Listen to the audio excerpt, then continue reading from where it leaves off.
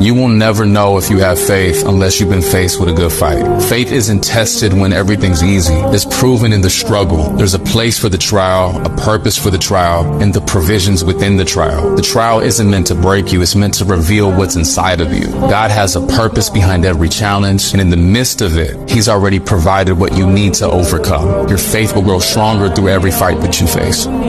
If demons are more certain about Jesus than you are, you don't have faith, you have a fantasy. Let me say it bluntly. Most Christian men are passive, they're polished, and they're totally powerless. Mark 9 through 12 exposes that. Let's open up Luke number 1, weak faith in strong men. A dad brings his demon-possessed son to Jesus' disciples. They fail, totally powerless, totally ineffective. Jesus steps in, casts the demons out, and then says something that would wreck all of us. This kind only comes out by prayer. Mark 9:29. Translation: if you don't pray, you don't fight. You're just playing dress up with a sword.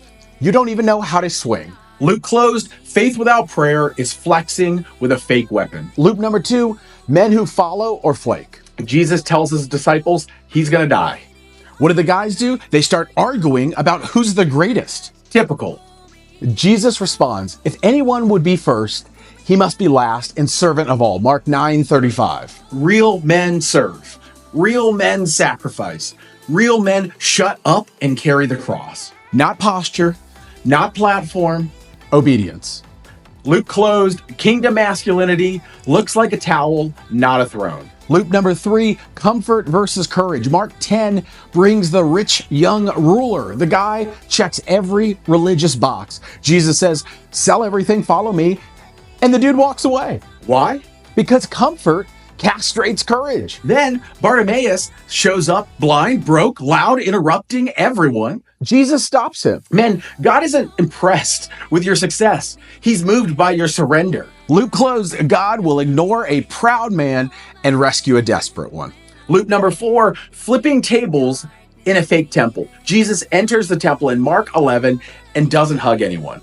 He flips tables. You've turned my father's house into a den of thieves. Mark 11:17. That wasn't emotional. That was righteous violence. Why? Because the place that should be filled with repentant men was overrun with religious scammers. Want to know if Jesus would flip the table at your house? Ask yourself, is your life a temple of prayer or a performance for profit? Luke closed, Jesus doesn't play with passive religion.